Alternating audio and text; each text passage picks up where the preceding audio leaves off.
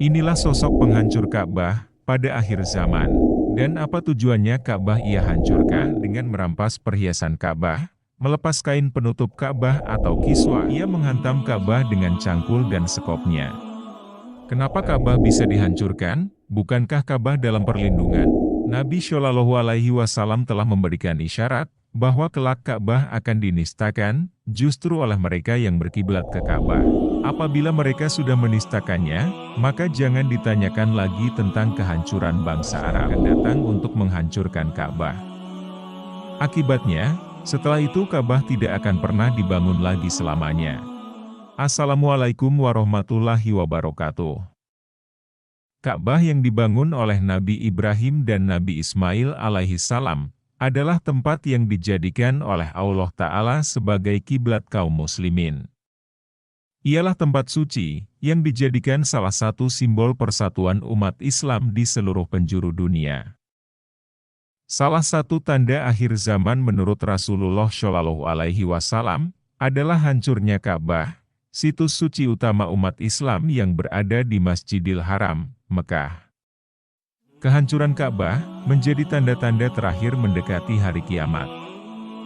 Kehancuran tersebut dilakukan oleh suatu bangsa tertentu agar umat Islam tidak dapat lagi menunaikan ibadah haji. Inilah sosok penghancur Ka'bah pada akhir zaman.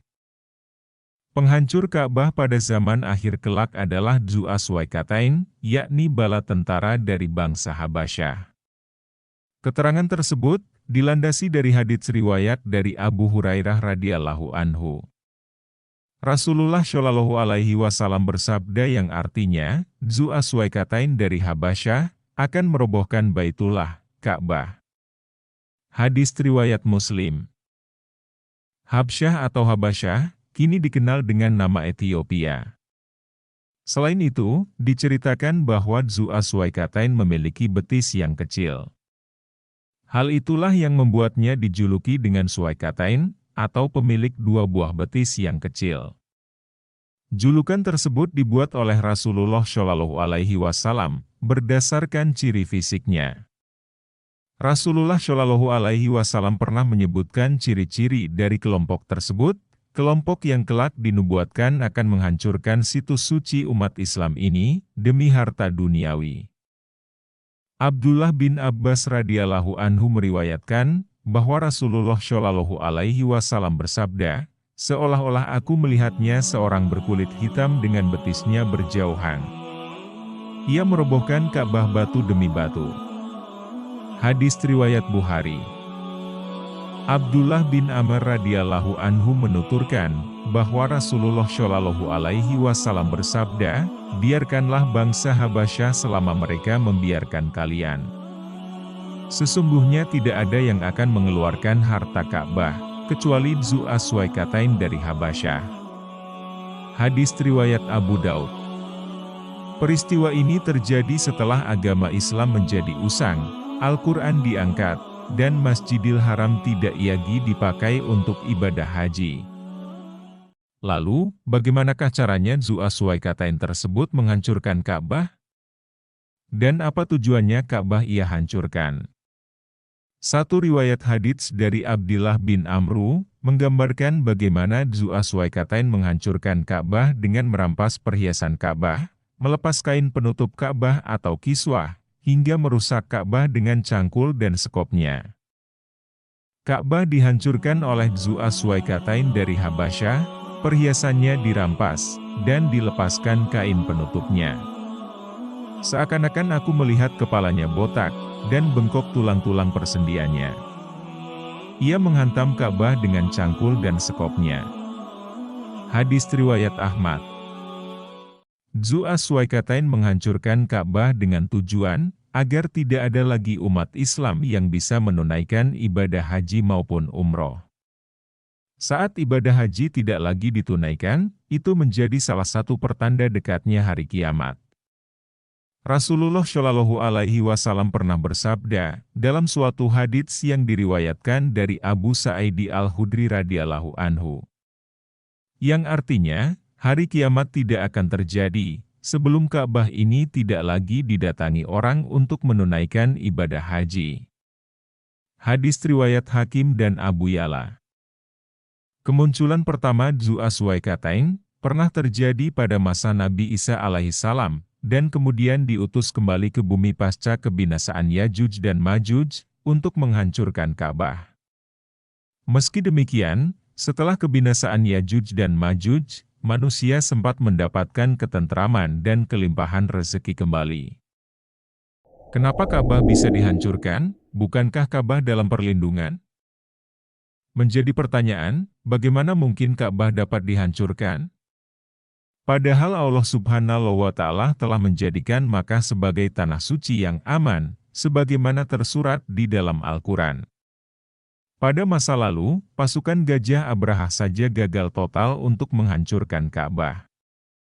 Allah Subhanahu wa Ta'ala mengirimkan burung ababil dan menghujani mereka dengan batu api dari neraka. Lalu, bagaimana bisa Ka'bah dikuasai dan dihancurkan oleh orang-orang dari Ethiopia tersebut?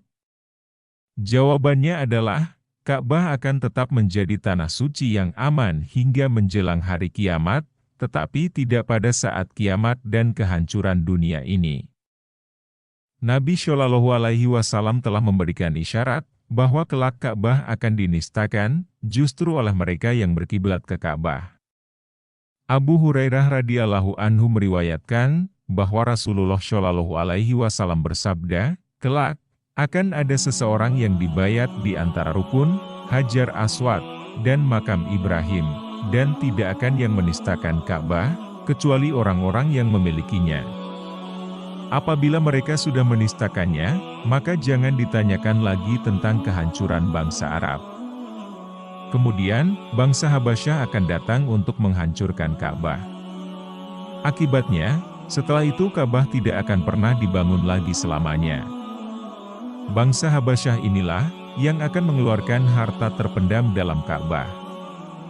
Hadis riwayat Ahmad.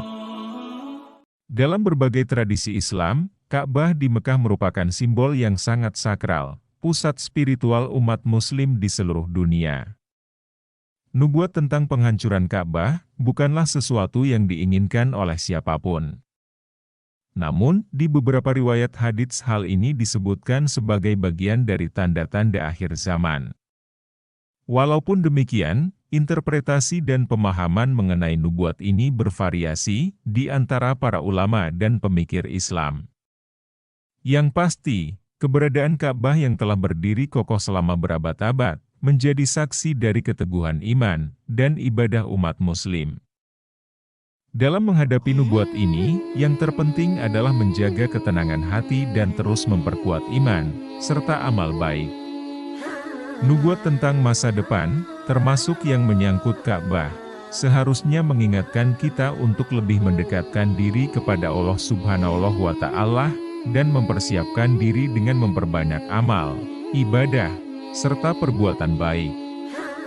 Semoga kita selalu diberi petunjuk dan perlindungan oleh-Nya dalam menghadapi segala ujian yang mungkin terjadi di masa depan. Amin ya Rabbal Alamin. Wassalamualaikum warahmatullahi wabarakatuh.